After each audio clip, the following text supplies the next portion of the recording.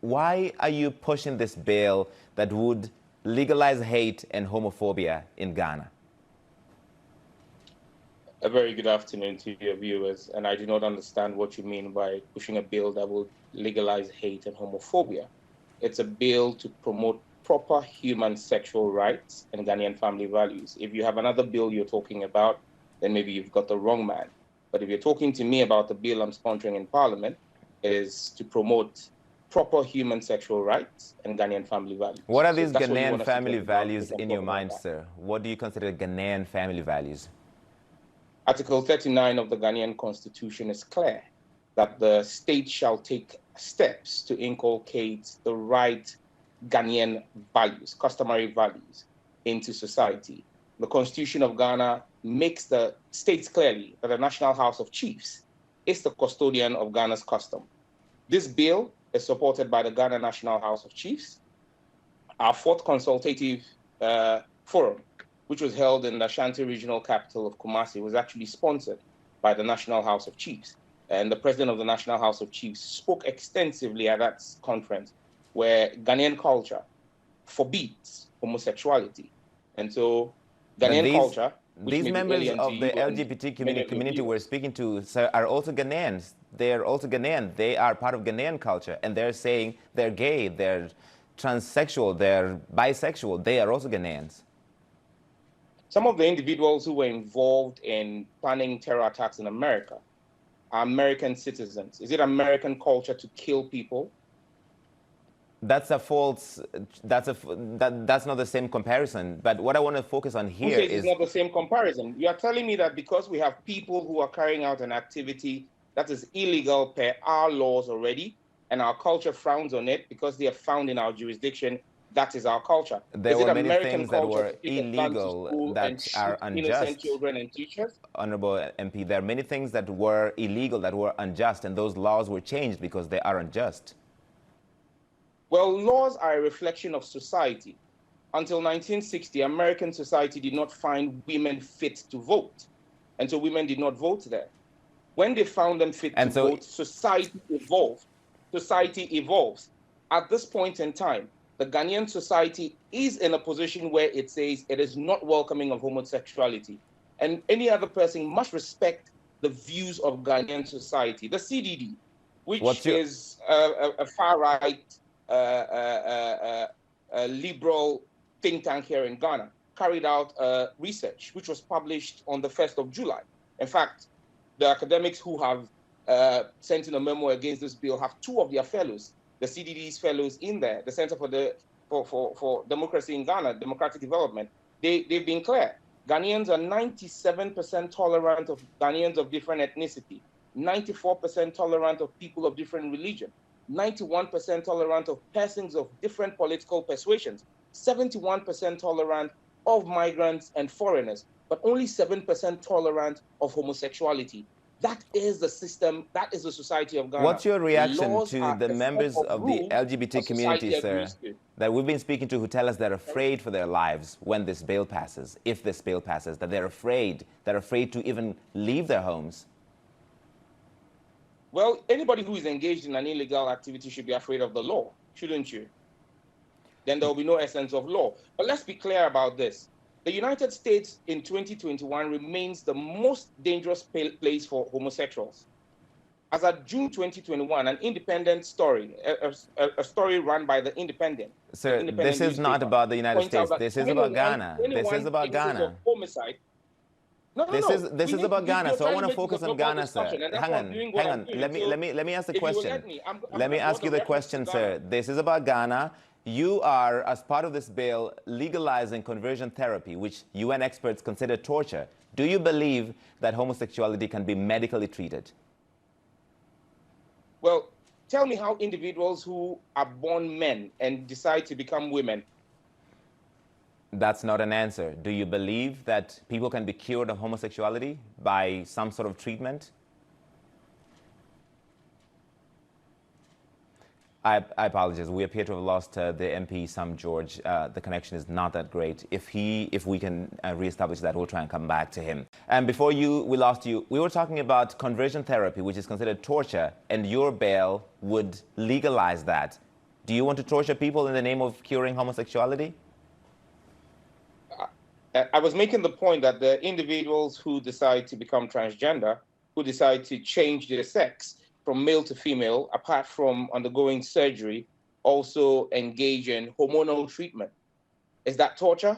Because I don't see how different hormonal treatment is from what you call conversion therapy. Is not the same as conversion therapy. These are very, very different. This is a false equivalence you're making, sir.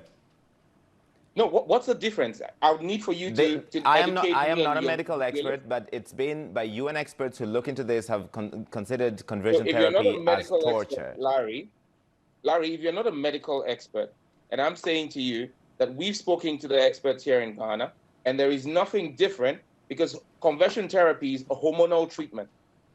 And I'm saying to you that when individuals choose on their own volition to change their sex, they undergo hormonal treatment. Men go and take estrogen shots to be able to develop female features. And that's the same thing. That is not the same thing. That is not the same thing. But I want to move away from that because you talked about the United States. You talked about the United States. This American organization held a conference in Accra in 2019. And shortly after, you introduced a bill with the same language, including family values. So you're influenced by a right-wing organization, which is considered one of the most hateful organizations exporting hate around the world. Is that correct? It can't be farther away from the truth. Larry, I was never, myself and none of the 7 other colleagues of mine was at this conference. In fact, this conference came to my notice after the CNN's David McKenzie asked me about it. I have had absolutely no contact with the World Council of Families. You describe them in the way in which you want to describe them. But we also have groups from the United States that are supporting LGBTQ rights, which is illegal in Ghana as we speak right now. Section 104 of our Criminal Offences Act makes it criminal. They're already trying to also influence Ghanaian stuff. This bill is in direct response. You say there was a conference here in 2019, a conference I'm unaware about. However, this bill is in, and I made a statement on the floor of the House in February, and my statement was clear. It was in response to the opening of an LGBTQ plus advocacy office in Ghana in January. That was supported by members of the diplomatic corps. So you want to make it difficult for anybody to live an open, free life because of who they love in Ghana, and you want them to go to jail for 10 years. You're happy with that? Well, you haven't read my bill. It's a misinformation to say that anybody who's found guilty of a homosexual have to go to jail for 10 years. That's a misconception you're peddling, and you should not do that. They can go to jail up to 10 years. This is just one of the many penalties that is in the bill, sir, that you're encouraging Ghanaians to report anybody who is suspected of being LGBTQ. Is that correct?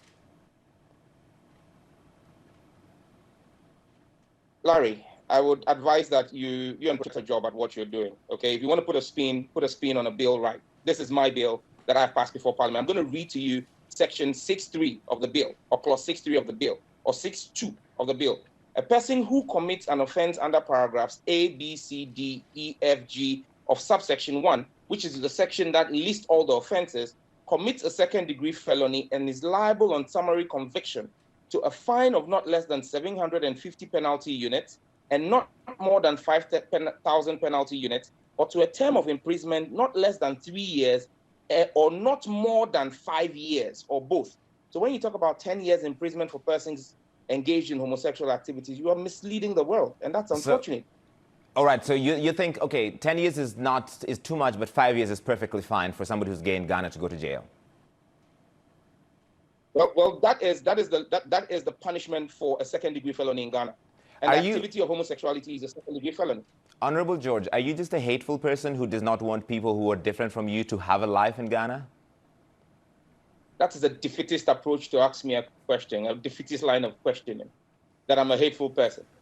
If I'm a hateful person, we will not be protecting the rights of persons with LGBTQ and saying that you should not, they have a right. They have a right to a fair trial before the competent court of jurisdiction. Section 22 of our bill prohibits extrajudicial treatment, and you're not highlighting that part. That part is the prohibition of extrajudicial treatment. A person commits a misdemeanor if that person verbally or physically abuses, assaults, or harasses a person A, accused of an offense under this act, or suffering from any gender or sexual identity. A person who commits a misdemeanor under Section 1 is liable to a fine of not less than 500 penalty unit or not more than 1,000 penalty unit, or a term of imprisonment not less than 6 months and more than 3 years. So you're cherry-picking what seems So like a positive angle of a larger bail that would make it difficult. Honorable George, let me ask a question here. You're cherry-picking a part of the bail that, a much wider bail that would make it difficult for people who are LGBTQ in Ghana to live. What would you do, sir, if your son or daughter was gay? Well, thankfully, I have 2 sons and a daughter, and none of them is gay. That's not the answer. What would you do if one of them was gay? You're asking me to go into the world of abstracts. I'm a lawmaker. I deal with specifics. I deal with specific stuff. I don't deal in abstract. Maybe you should be talking to a storyteller or something. Will you take responsibility if, because of this bail, people who are going about their lives are attacked by Ghanaians or are harmed because it's legal to do so, or people have been encouraged to do so, or are suicidal for that matter, Larry, take their lives because they can't live in that society? Well, Larry, let me answer your question. Earlier on, I was telling you that this year alone, as of June this year alone, 21 persons had been attacked and killed in the United States, where LGBTQ rights are legal. This is about Ghana, sir. This is about Ghana, sir. So let's focus on Ghana. Well, if this is about Ghana, then stop trying to import American values into the reasoning of Ghanaian legislation. I am not an American. I am an African. I'm from Kenya. Well, Kenyan values are not the same as Ghanaian values. We have different values.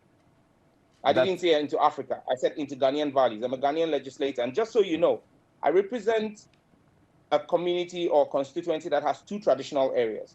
Before agreeing to push this bill, I met with my 2 traditional councils. I am a representative of the people who voted for me. The people who voted for me, the 2 traditional councils said to me, this is against our culture. The people who voted for you, Honorable George, and I have to go, the people who voted for you, of all the problems they have in your constituency, is this the major issue for them? Is this the thing they're most concerned about?